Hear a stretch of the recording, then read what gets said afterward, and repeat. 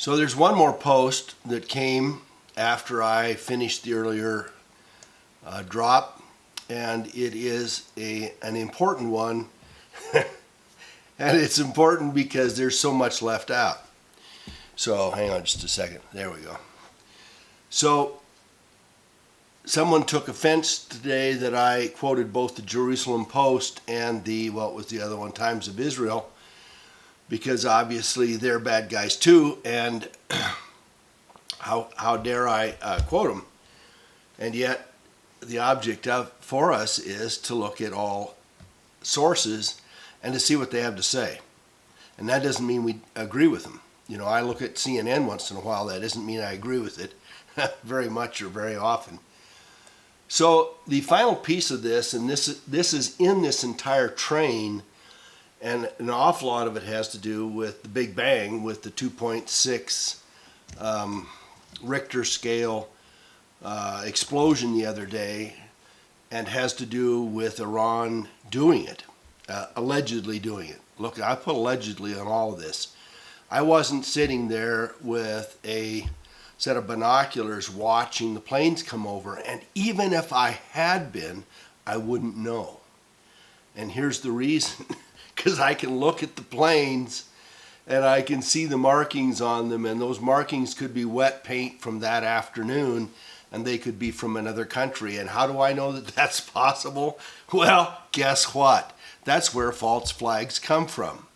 Not to use proper English, but nonetheless, the original meaning of false flags was that a country would put somebody else's flag on their ships and then either sidle up to a set of ships and then flip them, or use the false flags to invade somebody, to raid somebody, drive off and then float off, and then have everybody in the community say, well, we know it was those pesky Norskies because that's the flags they were flying.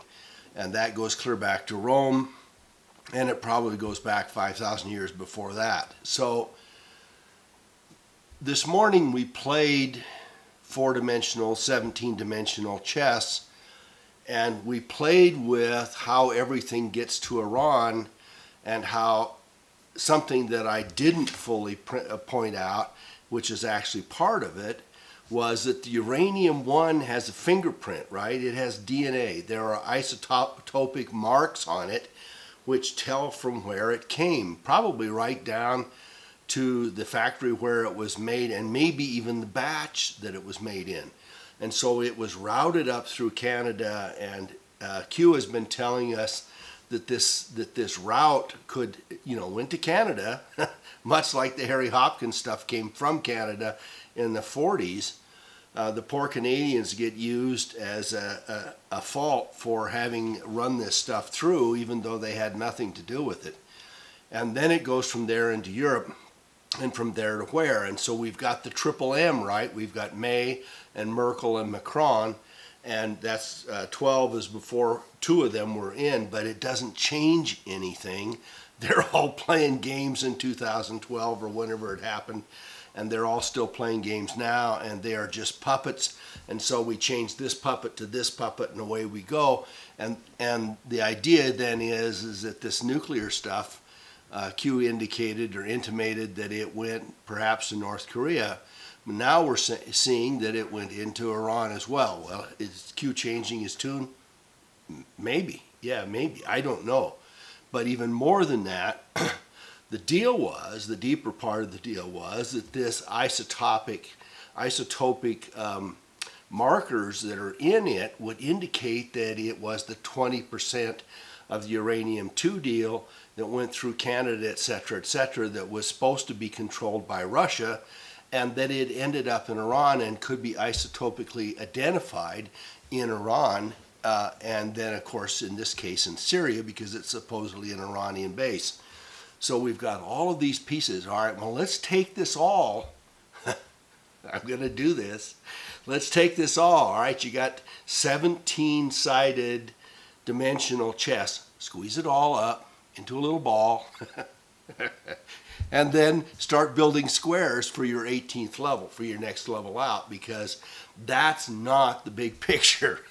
It's another layer of the picture. And if we got that many layers, if we made it, this is like one of those old video games where you get to the 17th level and you finish, and then it says, all right, now move to the 18th level, right? And then it's more complicated. That's the way it is.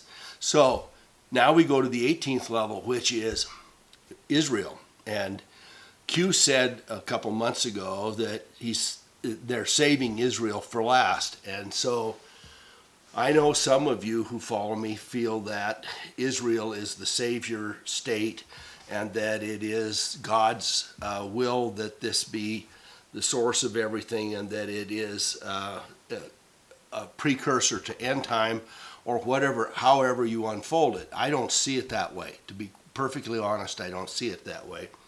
But that doesn't take away from the fact that it is a key, and it is at the next level. And that next level is critical, whether you see it as some kind of precursor to some positive recurrence, or whether you see it as the final part of the takedown. So let's go back to the Balfour Declaration, which is what? 1917, something like that, where a Rothschild requested of Balfour a commitment to create a Palestinian state called Israel. And in 45 and before, when my good buddy Franklin Roosevelt and Churchill, who I always thought was a great guy and I've read 10,000 pages about, capitulated and agreed to form Israel and to meet their obligation to the Rothschilds, I didn't see that as a positive, but I didn't realize when I first looked at it years and years ago that it was part of a promise that had to do with the financing of World War I and World War II, and that Churchill was committed to it because his bosses, the financiers, were the Rothschilds. So Israel gets created and it is taken over and is covered and protected by the Rothschild dynasty, the whole banker dynasty, and it is the cover and the wraparound for it, so that when it's protected, the Rothschild agenda is protected. When it's protected, then they can go about their business freely, and they can have the bad actors play. If anybody thinks that the Mossad is not a bad actor, you take a look at 9/11. And if you haven't red-pilled 9/11 down to the Mossad, you're not there yet, right? You're still dealing with these little capsules. You're not into the big pills yet. And so when you get to that and realize that 9/11 was performed by, in many parts, by the Mossad, because they controlled the radar system that created the false schedule that day for testing the NORAD stuff, and they were playing games with creating all of those fake airplanes so that the actual airplanes wouldn't get captured. They also had the art students, they're Mossads, and they're the art students on, I think, the 91st floor that had taken over the floor and that completely lined the inside of it with bombs so that it would properly come down in its own footprint, which if you think that heating oil on one floor took down the whole thing, then you haven't even started taking red pills. You need to go see the doctor because you have some ailment you don't know about. And so when you put those pieces together, you realize that this stuff has been going on, and that the double side of this has been going on since the outset and for a very long time. And so I have my fingers crossed that taking care of Israel last, that saving Israel for the last, does not mean we get there and then Trump and Q, etc., say, well, we've saved it for last because it's our savior and we're going to leave it intact and nothing else is going to change. And so we're all going to be slaves of Israel, because that's what would happen. And you think I'm teasing you? You think I might be making this up? Well, let me read you something. So the Prime Minister Netanyahu, I think this is in 91 or 98 somewhere, but anyway, it is called the Fink's Bar comment, and it was recorded, and this is a transcript of it, okay? This is the guy that is telling us how evil Iran is right now. Prime Minister Netanyahu speaks candidly about Israel's true intentions toward America. Let me quote it. If we get caught, they will just replace us with persons of the same cloth. So it doesn't matter what we do. America is a golden calf, and we will suck it dry, chop it up, and sell it off piece by piece until there's nothing left but the world's biggest welfare state that we will create and control. Why? Because it's God's will, and America is big enough to take a hit, so we can do it again and again and again. This is what we do to countries that we hate. We destroy them very slowly and make them suffer for refusing to be our slaves. Prime Minister Benjamin Netanyahu. So when we go to this whole part right now where Trump sends Pompeo, his new Secretary of State, first to Saudi Arabia, remember, they're the three pluses, the $400 trillion folks we want to get rid of. And then he drops into Israel, and Trump has a conversation with Netanyahu, and everybody's all smiles and happy because they took out the Iranian bunkered secret nuclear program that's hidden in Syria, and that makes everything better. Well, let me tell you that there are a whole bunch of other pieces to that. So we want Iran not to have nukes, and that makes sense. Nobody should have nukes. If we could get rid of them in America, it'd be great. But the truth of the matter is somebody else in their region has nukes, and they are a saber-rattling country, okay? So who would that be? It's probably Jordan, right? No. It's probably Kuwait, right? No. It could even be Saudi Arabia. Well, it might be, but no, it's not.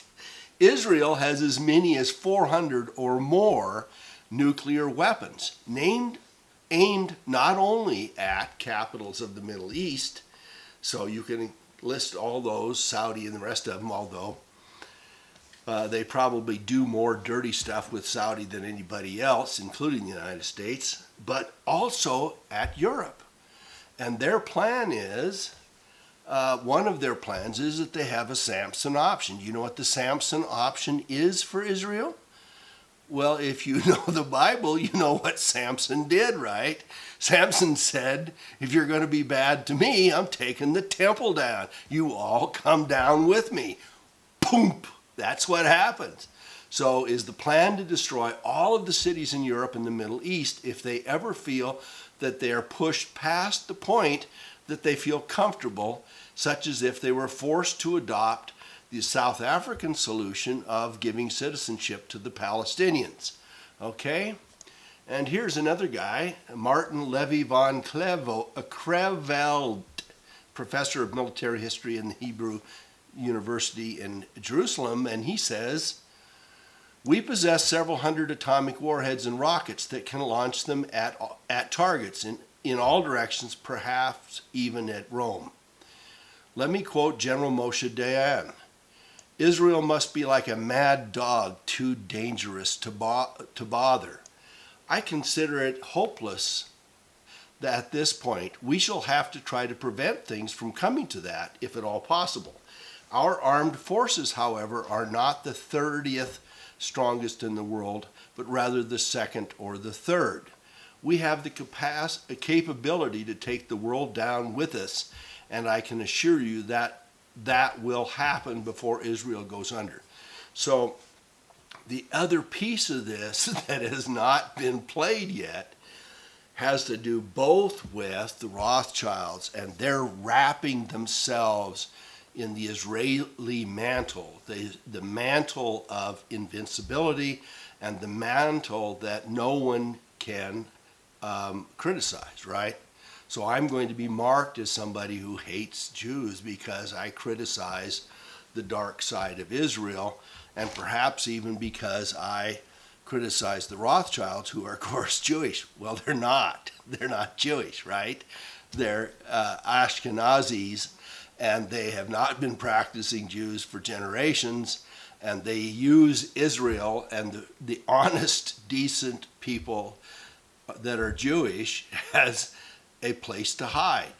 They use them as a bomb shelter and as people to keep them from being criticized. So we are dealing at the level of Iran for a few minutes, and President Trump is going to declassify the Syria-Iranian uranium-1 connection. And if he declassifies it, it is as it should be, because Obama, I don't know how you do this. I don't know how you create multinational pacts which the Senate is supposed to approve, and then you say, but you guys in the Senate cannot know what's in the agreement, cannot know what the pact is all about. Constitutionally, the Senate has to approve it, and approving a blank piece of paper, which of course they're doing all the time now, passing 1,500 or 15,000 page legislation that nobody has even seen and that isn't printed till a few hours before, and they all stand up there fat, stupid, forgive my overdoing it, and happy and say, I agree. So somebody said in one of the comments the other day, you don't like anybody, do you? And I thought about it. I thought, I like pretty much everybody, but that doesn't relate to the people about which we are reporting, because they've all sold out. They're not patriots. They don't. Not only do I not trust them, I know not to trust them, right? I know that they're not trustworthy. So when you find somebody that says, yes, Sandy Hook was a fake, hang on to that. That might be worthwhile. When you find somebody that says Kissinger is a white hat in some places, I would say drop that one. And in case you didn't pick this up, because I didn't report it before now, the other day when Q reported, Q said, hey, look, let me see if I can find this. Be careful. This is number 1296. Be careful who you are following. Some are profiting off this movement. Some are building a big following off this movement, only then to retreat and go mainstream. Patriots make sacrifices. Some, the ultimate sacrifice. Patriots are selfless. So when somebody advertises to you that they have something to sell you, and that's the reason why they're here, and they keep reminding you they're going on a book tour, and that it's really important that everybody support them in their book tour so that the truth and honesty of Q can be reported adequately, I would say question that source, right? And just for the record, let me make this really clear. I haven't made a dime off this, okay? I did the t-shirt because it seemed like so much fun, and I have a few more to sell, by the way, and I'll point that out in the next few days. But it had nothing to do with making money. As a matter of fact, it maybe is a break-even deal. I have a website to put up. I have close to $1,000 in it now. I have a petition that I'm going to get out in the next few days. Please, I promise. And it costs hundreds and hundreds of dollars. And, that's coming out of my pocket. And at some point, I may ask some of you to contribute. But I'm not going to ask you to give me any more money than I paid. That's the worst of it, right?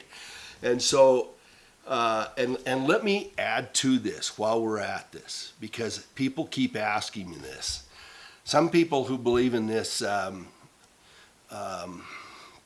corporate America also believe that people who were once part of the American lawyer bunch are sworn to the bar, and they swear a fealty to the Queen and all the rest of this crap. Well, I'm telling you, it's not true. I don't ever remember talking about the Queen, and if we did anything that has to do with common law, it had to do with some fox crossing the fence that related to whether or not oil and gas ought to be owned by the person on whom the property it has, or whether you could suck it out from somebody else. It had nothing to do with anything else. We live by statutes and Constitution, and really, for the most part, none of us live by common law, so if you get sucked into the common law deal, you're in the wrong place. I never swore fealty to anybody. I never belonged to the American Bar Association. Not one payment, not 1 year. They forced me to belong to the bar in the state in which I was licensed, and they gave me no alternative but to give them their blood money. Never belonged to a fraternal organization except for a fraternity for a couple of months when I was a sophomore.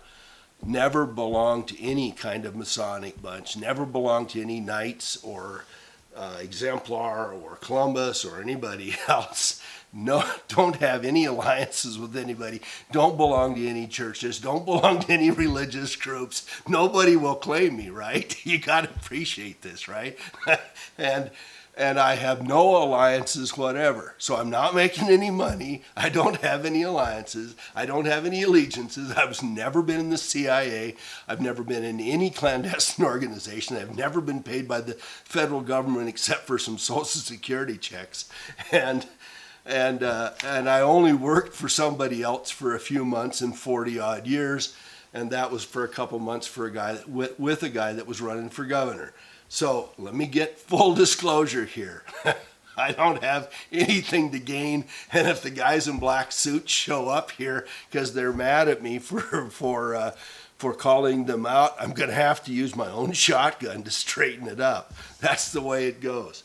So let's go back to the seriousness of it for a moment.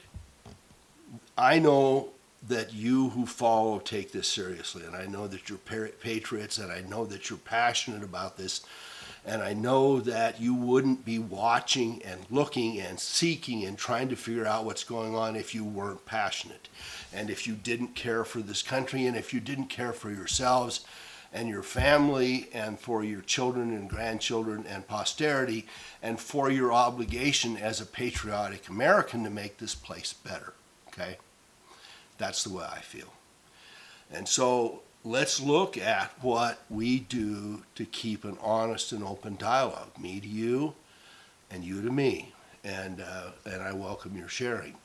What's more than that, let's look at, if we are patriots and if we see the United States as a viable entity through which we can live and thrive and maintain freedom, then we have to see that as the seat of our integrity, as the seat of where we live and what it holds and why we hold it dear, and why those people like my dad and your families that joined the Army and the Air Force and the Marines and the Navy and went out and did what they could to protect us and to preserve our way of life, not knowing that much of this was gamesmanship by people making money off this, killing us off and hoping to gain more control. And so our patriotic duty is to set the record straight. Our patriotic duty is to force our vision of a patriotic America on our leaders. And right now, whether we like it or not, people give me a hard time because I still give impetus to the Q business and to Trump, even though if you look at today and you say, well, he's aligning with Israel, which is aligned with the Rothschilds, which is matched up with Saudi Arabia, which is part of the Mossad and 9/11 and the Dark State and Bolton and all the rest of these guys, and he's surrounded in his administration by 96 Ashkenazi Jews that all have multiple